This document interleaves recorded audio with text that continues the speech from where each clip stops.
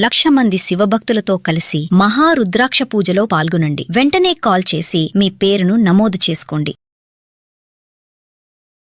నమస్తే, welcome back to Suman TV. రోజు రోజుకి విపరీతంగా పడిపోతున్న రూపాయి విలువ కంటికి కనిపించిన దెబ్బ కొడుతుంది.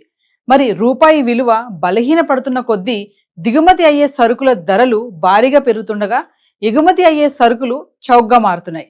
అసలు ఏం జరుగుతుంది? మరి దీనిపైన మరింత సమాచారం అందించడానికి మనకు అందుబాటులో ఉన్నారు ఎక్స్ మేజర్ ఓబ్రాయ్ గారు. Over to sir. అందరికీ జై హింద్. చాలామంది నేను కమెంట్స్ చూస్తున్నాను. ఆ కమెంట్స్లో ఏం రాస్తున్నారంటే, సార్ మన ఇండియన్ రూపీ డాలర్కి కంపారిజన్లో చాలా పడిపోతుంది కదా, మన ఇండియన్ ఎకానమీ ఫెయిల్ అవుతుందా, లేదా మన ఇండియన్ ఎకానమీ మంచిగా పర్ఫామ్ చేయట్లేదా, అసలు దీని వెనుక కారణం ఏంటి ఎక్స్ప్లెయిన్ చేయండి అని చెప్పి మెసేజెస్ పెట్టారు. సో వాళ్ళ కోసం, మనందరి కోసము నేను ఈరోజు ఈ వీడియోలో అసలు నిజంగానే మన ఎకానమీ ఫెయిల్ అవుతుందా, లేదా దీనికి ఇంకేమైనా కారణం ఉందా, అసలు ఏంటి ఇదంతా, దీని వెనుక కాన్సెప్ట్ ఏంటి, అసలు ఇదంతా క్యాల్కులేషన్ ఎలా జరుగుతుందో దీని వెనుక సైన్స్ అంతా ఎక్స్ప్లెయిన్ చేస్తాను. కొంచెం జాగ్రత్తగా వినండి. ఫస్ట్ ఆఫ్ ఆల్ ఏంటి అంటే, ఒక కరెన్సీ, మనము ఫారిన్ ఎక్స్చేంజ్ అనే పదం మీరు వినే ఉంటారు. ఒక పదము ఫారిన్ ఎక్స్చేంజ్ అనే ఒక పదము మీరందరూ వినే ఉంటారు. ఈ ఫారిన్ ఎక్స్చేంజ్ అంటే ఏంటి అంటే, ఫర్ ఎగ్జాంపుల్ $1 ఈరోజు 90 రూపాయలు ఉంది అనుకుందాం. సో మనకి ఇండియా వాళ్ళు ఎప్పుడైనా బయటికి వెళ్ళాలి అంటే డాలర్స్ తీసుకొని వెళ్తారు సాధారణంగా. సో $1 కొనాలి అంటే ఈరోజు మనం ఇవ్వాల్సింది 90 రూపాయలు. దీన్ని ఫారిన్ ఎక్స్చేంజ్ అంటారు. అంటే ఏదైనా 2 కరెన్సీస్ వాటి మధ్యలో ట్రేడ్ జరిగితే ఒక కరెన్సీ ఇవ్వడానికి ఎంత మన కరెన్సీ ఇవ్వాలో దాన్ని ఫారిన్ ఎక్స్చేంజ్ అంటారు. ఇప్పుడు $1 90 రూపాయలు ఉంది అనుకుందాం. తర్వాత రేపు $1 = 85 రూపీస్ అయింది అనుకుందాం. ఈ సిచ్యువేషన్ని ఏమంటామంటే, దీన్ని ఇండియన్ రూపీ అప్రిసియేషన్ అన్నట్టుగా అంటాం. అంటే ఇండియన్ రూపీ అప్రిసియేటెడ్ వీజవిస్ డాలర్ అని అంటాం. అంటే డాలర్కి విరుద్ధంగా, డాలర్కి ఎదురుగా ఇండియన్ రూపీ 5 రూపీస్ పెరిగింది పర్ఫార్మెన్స్ అని. ఒక్కొక్కసారి $1 ఎల్లుండి, ఇది ఈరోజు టుడే అనుకుందాము, ఇది టుమారో అనుకుందాము, ఇది డే ఆఫ్టర్ టుమారో అనుకుందాం. ఈ డే ఆఫ్టర్ టుమారో ఇంకేదైనా సంఘటన జరిగి ఇండియన్ $1 అమెరికన్ $1 = 95 ఇండియన్ రూపీస్ అయ్యింది అనుకుందాం. ఇప్పుడు దీన్ని ఏమంటారు? కరెన్సీ డెప్రిషియేటెడ్ వీజవిస్ డాలర్ అని అంటాం. ఇక్కడ అప్రిషియేటెడ్, ఇక్కడ డెప్రిషియేటెడ్ అంటాం. అంటే ఇండియన్ రూపీ విలువ డాలర్తో పోల్చుకుంటే తగ్గిపోయింది అని అంటాం. మీరు అనొచ్చు, అదేంటి సార్ అమౌంట్ పెరిగిపోతే తగ్గిపోయింది అంటున్నారంటే, అమౌంట్ పెరిగింది కానీ ఇప్పుడు $1 కొనుక్కోవడానికి 95 రూపాయలు ఇవ్వాలి. అదే నిన్నైతే డాలర్ కొనుక్కోవడానికి 85 ఇవ్వాలి. అదే ఈరోజు అయితే $1 కొనుక్కోవడానికి 90 రూపాయలు ఇవ్వాలి. కానీ ఇప్పుడు ఇది డిసైడ్ చేసేది ఎవరు అని మీరు అడగచ్చు. దీన్ని డిసైడ్ చేసేది మార్కెట్ అన్నమాట. దీన్ని డిసైడ్ చేసేదే మార్కెట్. ఎప్పుడైనా గుర్తుపెట్టుకోండి, dollar, rupee or any country currency నిర్ధారించడానికి 2 విధానాలు ఉన్నాయి. ఒకటి ఫిక్స్డ్ ఎక్స్చేంజ్ రేట్ అంటాం. ఏమంటాము? దీని పేరు ఫిక్స్డ్ ఎక్స్చేంజ్ రేట్. రెండవది ఫ్లోటింగ్ ఎక్స్చేంజ్ రేట్ అంటాం. Floating exchange rate. ఒకటి ఫిక్స్డ్ ఎక్స్చేంజ్ రేట్, ఇంకోటి ఫ్లోటింగ్ ఎక్స్చేంజ్ రేట్. ఈ ఫిక్స్డ్ ఎక్స్చేంజ్ రేట్ అంటే మన గవర్నమెంట్, ఇండియా ఎగ్జాంపుల్ తీసుకుందాం. మన గవర్నమెంట్ ఈ ఫిక్స్డ్ ఎక్స్చేంజ్ రేట్, మన ఇండియా ఎగ్జాంపుల్ తీసుకున్నాము, మన గవర్నమెంటే చెప్పేసింది $1 = 80 rupees. We're fixing at this. మార్కెట్తో దీనికి సంబంధం లేదు. అండ్ $1 = 80 రూపాయలు. మీరేమన్నా ఇండియాకి అమ్మాలనుకున్నా, ఇండియాతో ఏమన్నా కొనాలనుకున్నా ఇదే రేటు ఫిక్స్ అని చెప్పాడు. దీన్ని ఫిక్స్డ్ ఎక్స్చేంజ్ రేట్ అంటారు. కాకపోతే ఇక్కడ గవర్నమెంట్ ఇంటర్వెన్షన్ ఉంది, అంటే గవర్నమెంట్ కంట్రోల్ చేస్తుంది అని అర్థం. 1990s వరకు ఇండియాలో ఫిక్స్డ్ ఎక్స్చేంజ్ రేటే జరిగేది, అంటే కొంచెం ముందు నుంచి. కానీ ఆ టైం వరకు ఇండియాలో ఫిక్స్డ్ ఎక్స్చేంజ్ రేటే జరిగేది. కానీ ఇంకొకటి ఫ్లోటింగ్ ఎక్స్చేంజ్ రేట్ అన్నమాట. ఇక్కడ మార్కెట్ ఇంపాక్ట్ చేస్తుంది ఈ ఎక్స్చేంజ్ రేట్ని. ఎలా చెప్తాను వినండి. ఫర్ ఎగ్జాంపుల్, మనం ఎప్పుడైనా సరే మార్కెట్ చూస్తే గనక 3 ఫ్యాక్టర్స్ని చూడాలి. ఒకటి ప్రైస్, ఒకటి డిమాండ్, ఇంకోటి సప్లై. ఈ మూడింటిని డిటర్మినెంట్స్ ఆఫ్ మార్కెట్ అని అంటారు. Determinants of market demand, supply, price. ఎప్పుడైనా గుర్తుపెట్టుకోండి, ఒక ప్రోడక్ట్కి డిమాండ్ హై ఉంది అనుకుందాం అండ్ సప్లై కాన్స్టెంట్గా ఉంది అనుకుందాం. డిమాండ్ పెరిగింది, సప్లై కాన్స్టెంట్గా ఉంది, సప్లై పెరగలేదు. సో అప్పుడు ఆ ప్రోడక్ట్ యొక్క ప్రైస్ కూడా పెరుగుతుంది. ఒకవేళ డిమాండ్ తగ్గుతుంది, సప్లై కాన్స్టెంట్గా ఉంది అంటే మార్కెట్లో ఆ ప్రోడక్ట్కి డిమాండ్ లేదు కానీ సప్లై చేంజ్ అవ్వలేదు, అదే రూపంలో సప్లై అవుతుంది. అప్పుడు ఏమవుతుంది, ఖచ్చితంగా దాని ప్రైస్ పడిపోతుంది. ఎందుకంటే సప్లై ఎక్కువ ఉంది, డిమాండ్ పడిపోయింది కాబట్టి. డిమాండ్ నార్మల్గా ఉంది, పెరగలేదు, ఎక్కువ అవ్వలేదు, సప్లై కూడా అదే విధంగా ఉంది అనుకోండి, ప్రైస్ కూడా స్టేబుల్గానే ఉంటుంది. కానీ అమెరికన్ డాలర్ విషయంలోకి వచ్చేసరికి కొన్ని విషయాలు దీన్ని ఇంపాక్ట్ చేస్తాయి. అమెరికన్ డాలర్ డిమాండ్, ఇంటర్నేషనల్ మార్కెట్లో కరెన్సీ రేట్స్ ఎలా ఫ్లక్చువేట్ అవుతాయంటే డిమాండ్ సప్లై బేస్ చేసుకొని.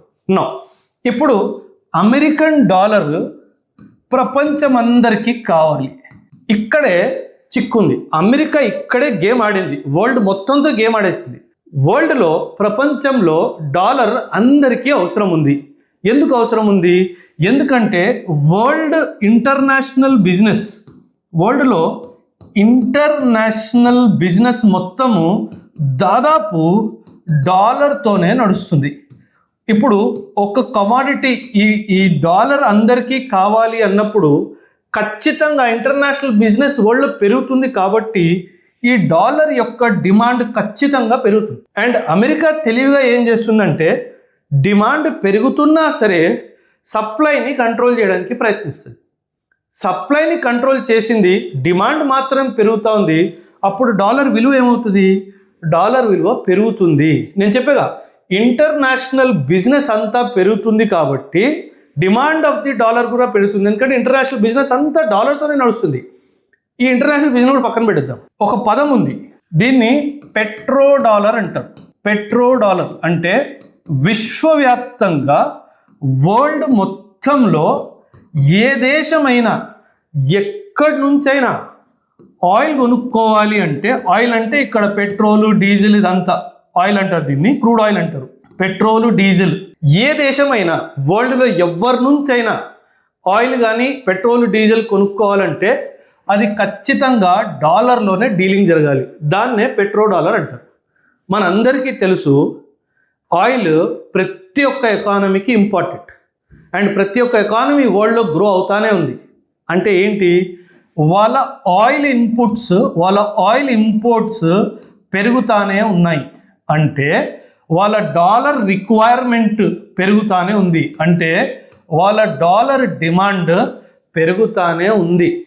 అంటే ఏంటి అర్థము, ఇక్కడ డాలర్ డిమాండ్ పెరుగుతానే ఉంది కానీ అమెరికా వాడు సప్లైని కంట్రోల్ చేస్తున్నాడు కాబట్టి వాళ్ళ డాలర్ ప్రైస్ పెరిగిపోతుంది. అందుకే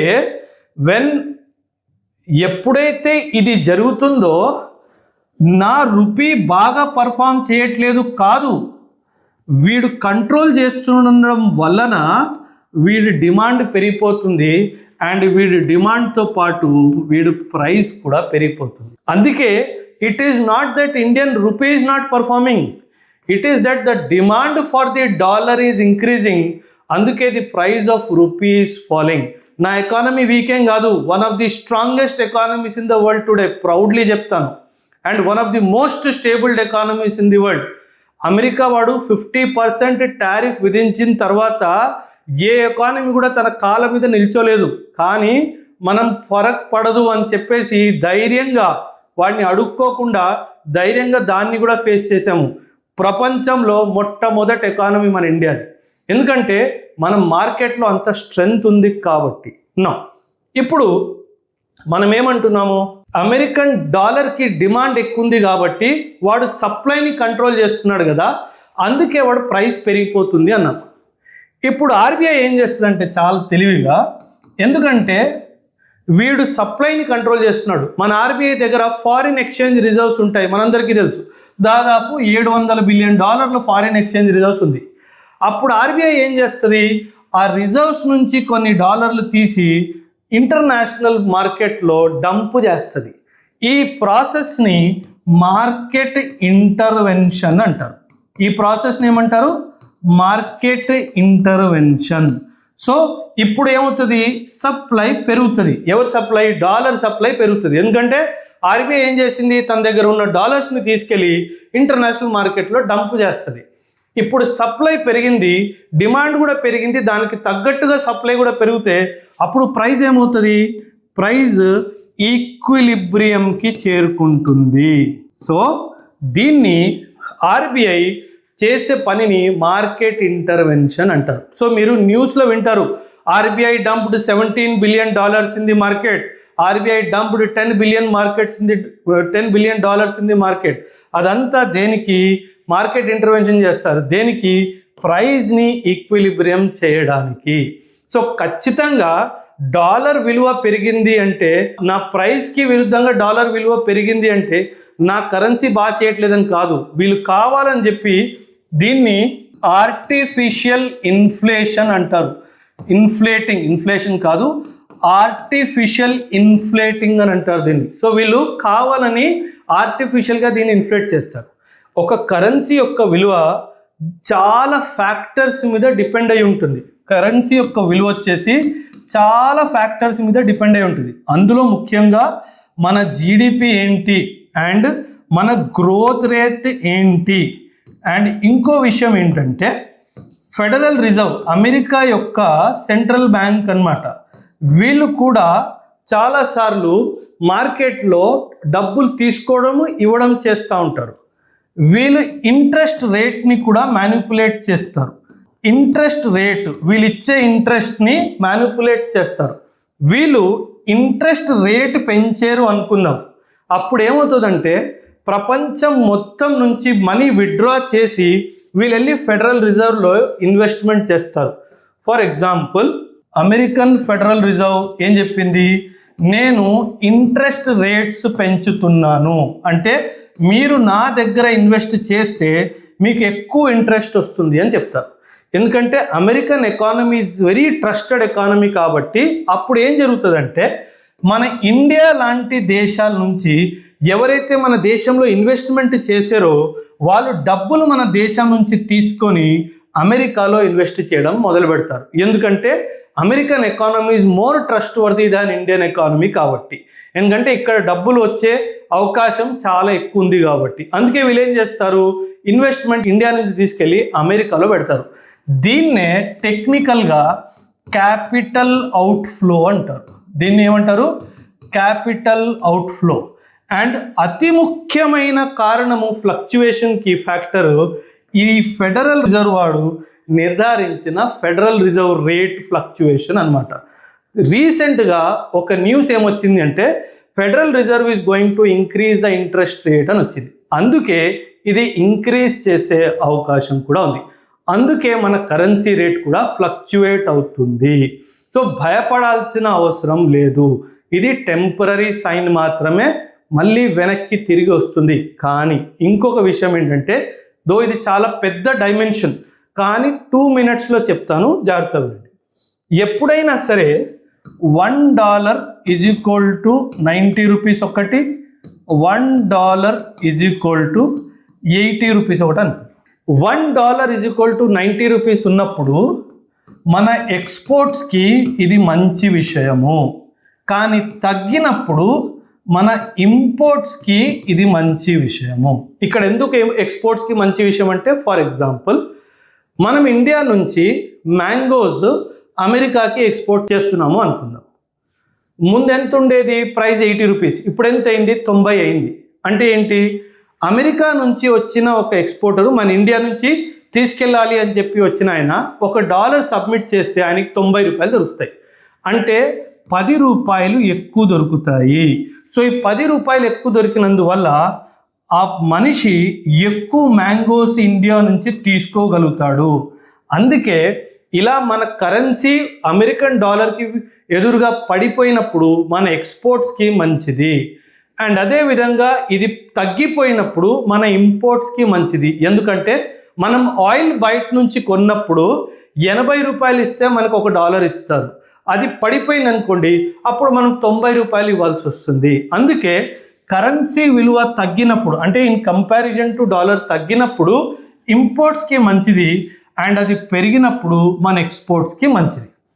మన దేశము మేజర్లీ ఇంపోర్ట్ డిపెండెంట్ ఎకానమీ కాబట్టి ఇది పెరిగినప్పుడల్లా అపోజిషన్ ఏమంటది, మన ఎకానమీ బాగా చేయట్లేదు అంటది. కానీ అది మన ఎకానమీ బాగా చేయకపోవడం కాదు, ఇదంతా మార్కెట్ ఫ్లక్చుయేషన్స్లో ఉన్న కరెక్షన్స్ అన్నమాట. ఇదండి న్యూస్, ఇండియన్ రూపీ ఎందుకు డాలర్కి ఎదురుగా పడిపోతుంది అన్నదానికి కారణం. Thank you. ఈ వీడియో మీకు ఎలా అనిపించింది? మీకు ఎడ్యుకేటివ్గా అనిపించిందా? ఇంకేదైనా విషయంలో మీరు ఏమన్నా వీడియో చేయాలి అనుకుంటే ఖచ్చితంగా కమెంట్స్లో తెలియచేయండి. థ్యాంక్ యూ అండ్ జై.